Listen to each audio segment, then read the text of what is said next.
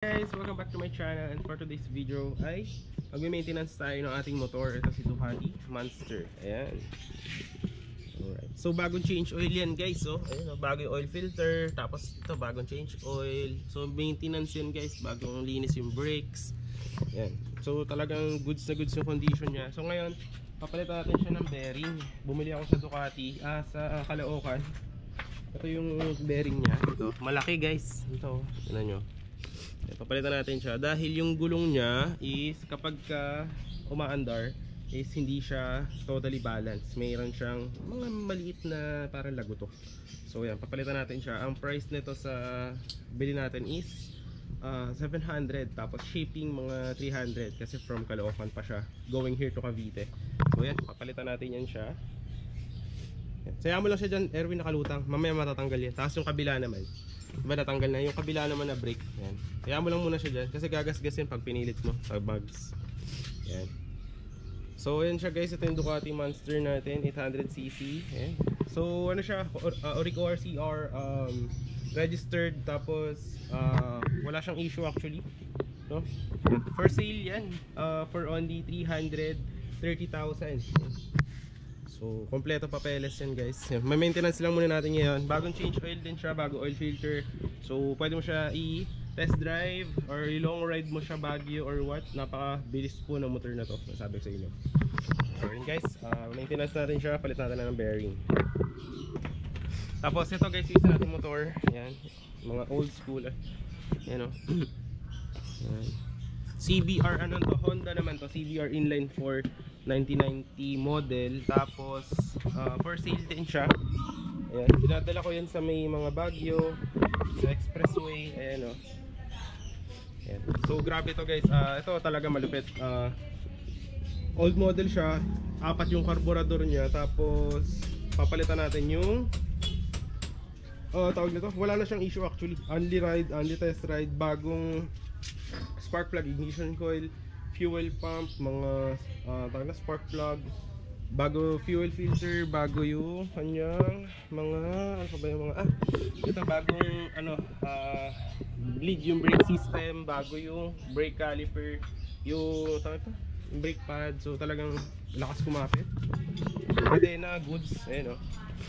Kikita nyo yun dyan. Tapos yung mugs maganda. Ayan siya guys oh. Bagong kulay yung mugs. Ayan oh. So yan, bibenta natin yan for only 180,000.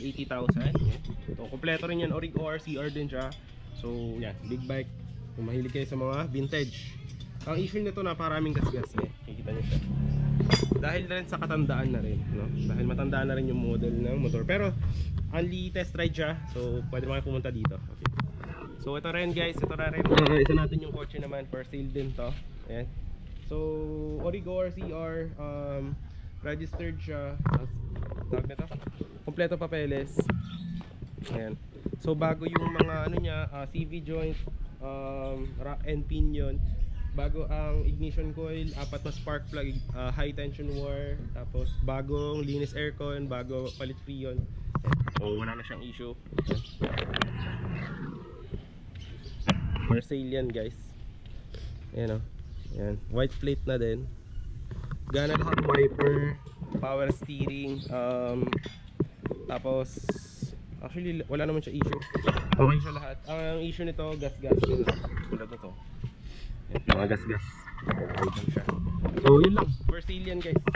Message lang may mga interested kayo sa unit natin. Yan. Ito ang benta ko dito, 220k. Actually dapat 230k siya kasi laki na ginastos ko dito for the maintenance. So pag ginamit ko siya, talagang wala siyang issue. Yung dito lang sa taas, yan may mga tawag na to, ano tawag doon? Yung pag naiinitan ng araw, sunburn, parang ganun. Pero minimal lang naman, mura lang naman magpapintura. So yan. Ito guys, pag gusto nyo, naka-dual, tawag na to, naka-dual exhaust na yan, no? Tapos yung mugs, tinan nyo naman yung kulay. Tapos talagang meron na rin siyang MDL. Ayan, may ilaw na din. Solid na rin yan. Ayan. Ito yung tropa pala natin si Erwin. Ayan. Hello guys, shoutout. Tropa pre, kapit tayo. Ayan. So gamaya guys, magpipick up kami ng motor na Honda Wave. So ayusin namin siya, then later on ibebenta. So baka gusto nyo naman affordable na mga motor, so yan, ibebenta rin natin yan dyan. Okay? So yun lang muna yung update. meron pa tayong ibang garage, no? Itong house actually binebenta ko na din. Ito gato itsura niya. Ito kasi nalagyan ko na ng ano, ito yung isa kong bahay dito sa 13. Ayan. Ito yung ganyan yung itsura pag wala pang ayos. Ito nilagyan ko lang ng trapal para siya hindi mainitan yung mga motor. Pero for sale ito guys, ang monthly sa Pag-ibig 27, fully pay, ano siya, updated yung monthly payment, may guardhouse, may basketball court na dyan lang. Tapos may kuryente, tubig, internet. Monthly dues dito 100 pesos lang. So cash out siya guys, 500k. Actually that 550k to kasi napakamahal na rin yung properties dito sa 13. Pero 550k cash out, pwede nyo na siyang bilhin sa akin, then pasalo siya. So direct siya sa Pag-ibig yung ating papers. Yan. So yun lang. Gawin muna namin itong maintenance dito. Anong size yan tol? So kasi guys, pagka nagpunta kami sa Ducati, medyo pricey din. So yung dati nagpupunta ako dyan, mini-maintenance ko. Pero ngayon kasi, kapag kaya naman namin, kami na yung gumagawa. Okay. Para mas tipid. Tsaka, ano, tawag naman, kita namin yung trabaho. Okay. So yun lang guys, medyo mainit. Pero yung update ko lang kayo kung meron kayong gusto sa mga unit, kotse, or motor, or yung house, is message nyo lang ako. Negotiable naman yan, madali naman akong kausap. Kompleto yung documents po lahat. Yes. So inabot namin ng ilang minuto dito lang guys ha. So yan, ito yung Ducati. Inano natin siya ng side stand. Nakapatong siya dito sa ating gear ng engine guard tsaka sa tambucho. Yan. Pero yung paddock stand yung ginamit natin. So ito nakakalas na siya. So yung steering niya, wala di ba tama to Erwin? Yan. Diba wala? Ito guys oh, ito yung tama guys, yung bearing. Ayan oh. Sana yung pre, yung kalawang. Ayan. So natanggal na natin yung isang bearing guys. Ayan. So yung mismong bakal niya, kalawang na rin talaga. So yung ipapalit natin na bearing ay ito. Tama. Nasaan na yan? Nasaan na yung bearing pre? Nasaan na yung bearing na bago? Picturean ko lang. Ayun, ito guys. Sukat kaya. Tingnan natin. Saan na yung luma tol? Patingin nyo. Kailangan natin i-video yan. Lumipad ba? Ayun, nice. Ayun nga, pakita natin sa camera. So guys, yung tropa natin, yan. Mamaya may bibiling kaming motor. Sukat natin sa lupa. Yan. Ito guys, oh, tingnan nyo naman yung itsura. Kalawang na talaga guys. Ayun, sira na. Ngayon, papalitan, pagkataas nyo yan, tatanggal nyo ng isa. Yung sa kabila naman. Tapos lilinisan namin yan, panay kalawang na yung loob. Nasaan na yung spacer pre? Yung panay kalawang. Yung spacer. Ayun, tingin nyo. Ayun guys, oh, tingnan nyo naman to. Oh. Kalawang na talaga oh. Linisan din natin yung mamaya. Okay. So yan, kakalasin na ni Erwin. Siya na bahala dyan. Yan.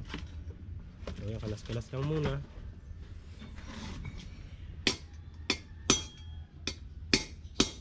Yan, inisprayan muna namin yung kanina ng ano yung pre, penetrating no. Yan. Yan na, tanggal na yung isa pang bearing. Yan, wasak na talaga guys oh. Makalog na ano. Yan, Yan. So lilinisan muna namin to guys. Tapos ni Erwin yung spacer. Ayan. Nakita nyo naman quality yung Ducati natin. Brand new yung mga original to guys. O Japan yan. Pati yung isa. Nasaan pa isa? Tapos ito, meron din kaming grasa dito guys. Ito pala. Ito na Erwin. Ito. Bali dalawa yan guys. Kabilaan. Ayan. So sige ako na Erwin dyan. Ako na. Ayan. Na-sprayan natin yan ng degreaser. Bababad mo. Ayan. Lilinisan natin yung degreaser. Ayan. Ayan. Tapos lalagyan namin mamaya pag nalinisan, bago namin ilagay yung ito, gagrasahan muna namin yan. Tingnan mo. Ito gagrasahan din namin yan mamaya, yung spacer. Ayan o, high temp grease. Hindi ko nakapag sa trabaho ko. Ito may upload dyan. Yung trabaho ko? Hindi, yung upload mo dyan sa mga motor. Sa Facebook meron ako, yung good speed guys. YouTube, good speed din no. Diba nilinisan yan? Ano doon? Basta ito lang importante dito. Pag naglalagay kami ng kadena, langis tas grasa, pinagbimix namin yan. Tapos ito guys, hindi na raw yan ginagrasahan yung loob kasi ito daw, pag sealed daw, meron na raw yan. Meron na yan. May grasa na daw to, enough na yon para ano siya, huwag naman masyado, okay na yan.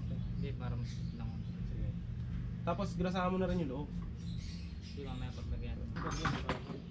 Yung ball bearing na lang.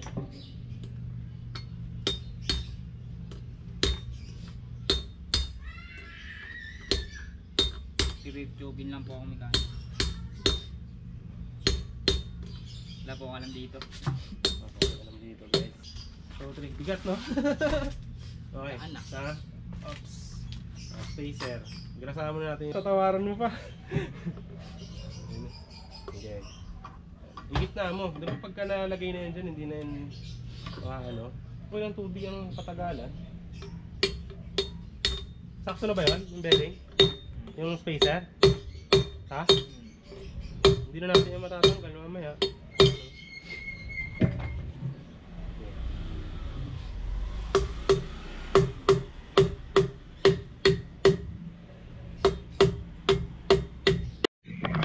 Okay guys, so tapos na tayo magkabit ng bago nating bearing. Lalagyan na natin siya dito sa gulong.